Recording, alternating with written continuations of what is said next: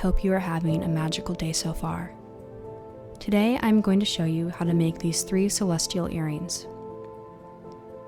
To create the Sequin Star earrings, you will need some embroidery floss and needles, hard felt and a cookie cutter or other star shape to trace, sequins, 2 earring fishhooks and 2 eye pins, super glue, I like E6000, and needle nose pliers. To start, we are going to trace 4 stars onto the hard felt.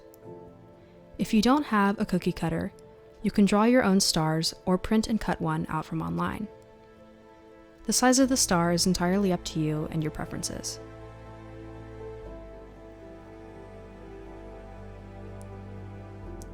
Now we are going to cut the stars into 4 squares to make the embroidery process easier to manage.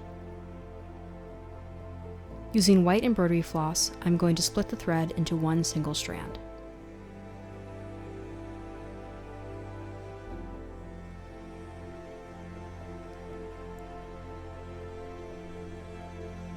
Once I have threaded the needle, I will come up from the underside and thread a sequin through the needle. Then, fasten the sequin back down to the felt.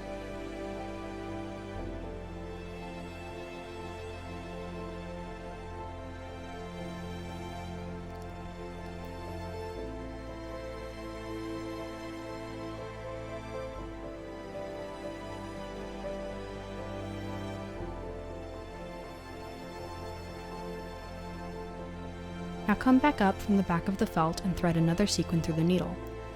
This time, to fasten the new sequin, we will push our needle through the center of the last sequin that was added.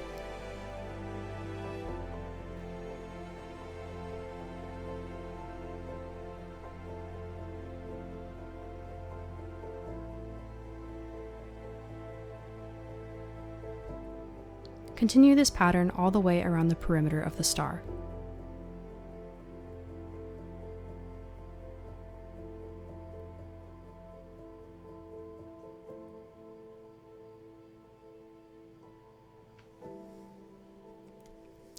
Once you finish the perimeter, start to fill in the center.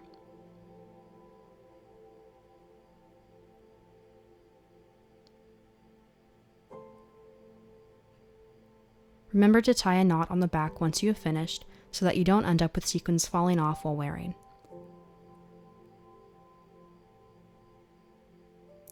Repeat this process on the other 3 stars.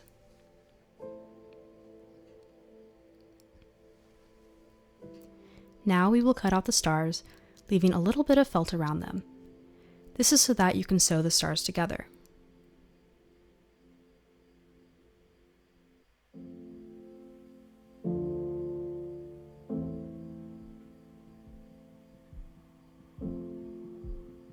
Now pair up your stars.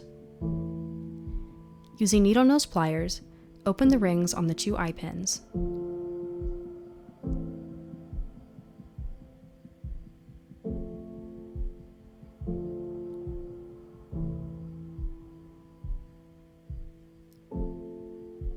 Position the earring hooks, and then close the rings using the pliers again.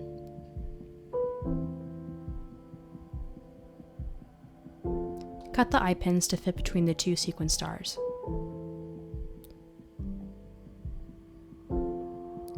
Spread super glue on the back side of one of the stars, and place the eye pins on top.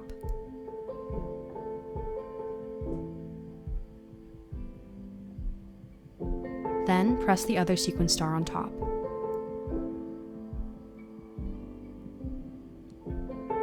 Do this for both pairs of stars.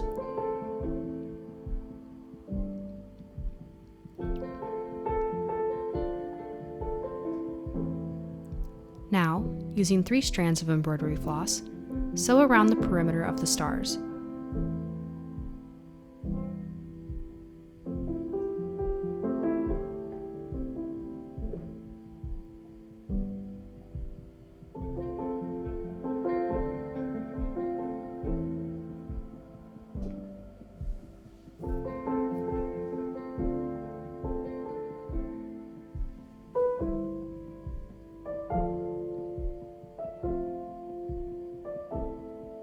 And you're done.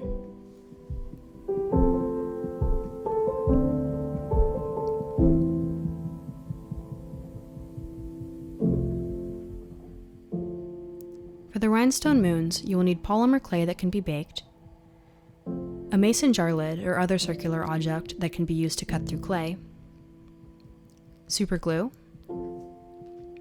2 small D-rings, 2 large D-rings, and 2 earring hooks, and of course, rhinestones.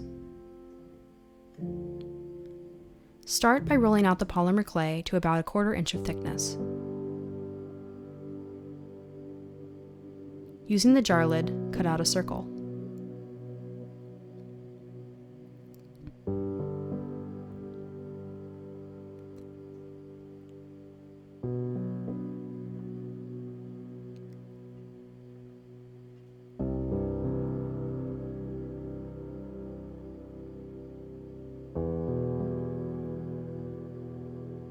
Now, cut a crescent out of that circle.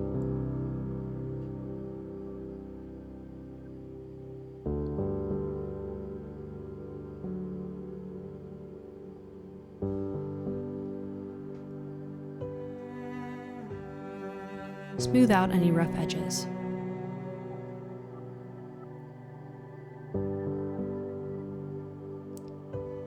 Do the same for the other crescent, measuring the first crescent to make sure that both earrings are the same size.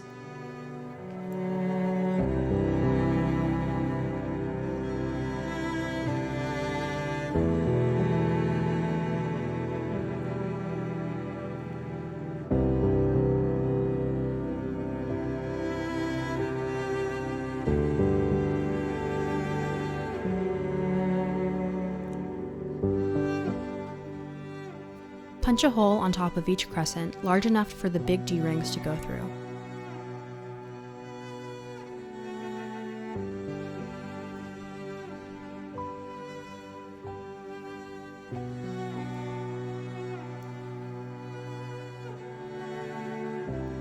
Bake at 275 degrees Fahrenheit for about 20 to 25 minutes.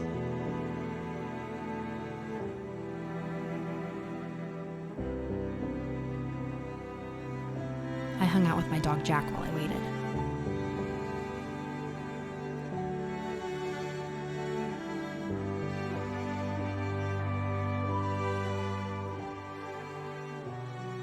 Let them cool and they should be hardened.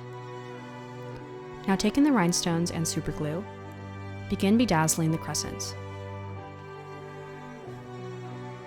Use different sizes of rhinestones to create dimension and variability. If you have a tool for bedazzling, I recommend using it, but I do not, so I just use my fingers. The rhinestones that I used were purchased online, and a link will be provided in the description box.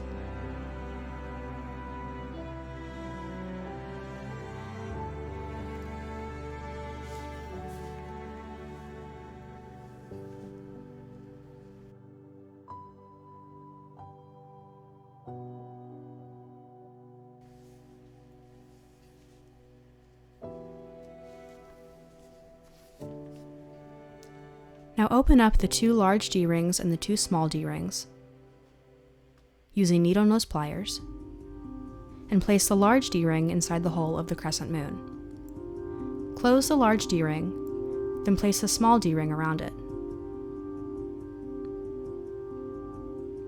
Attach the earring hook, then close the small D-ring, and you're done.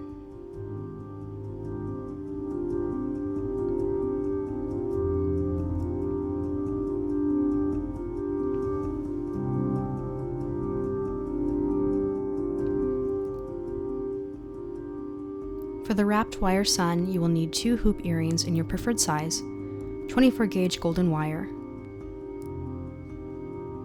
iridescent beads, and needle nose pliers. The trickiest part is starting with these earrings, so hold the wire in place using the pliers while you begin wrapping. Once it's secured, wrap down the earring until you want your first ray to be.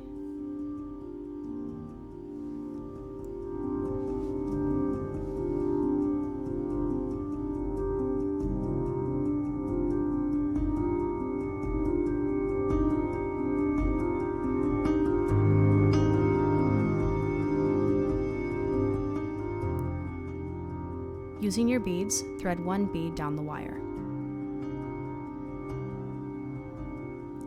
Determine how long you want the ray to be, then fold the wire in half with the bead at the top of both halves.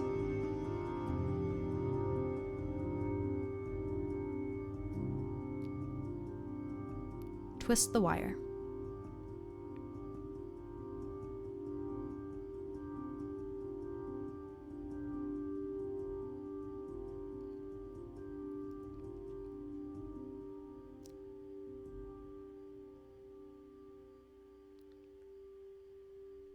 Alternate lengths of the rays by doing long then short.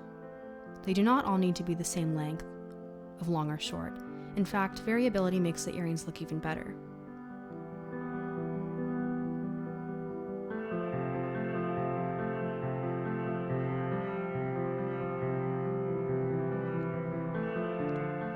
In between each ray, wrap the hoop about the same distance as the length you wrapped before.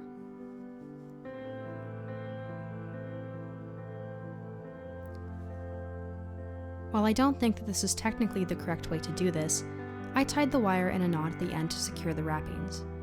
You could probably use some jewelry glue to secure it, or skip this part and just wrap a little extra at the end of the hoop.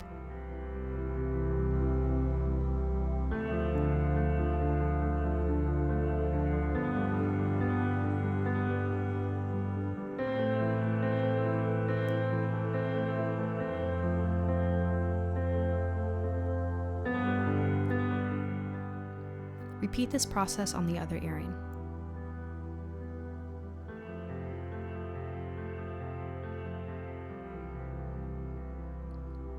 And you're done.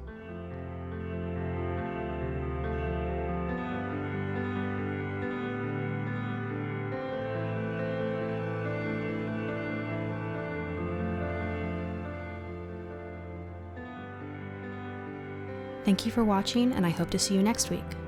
Stay magical, friends.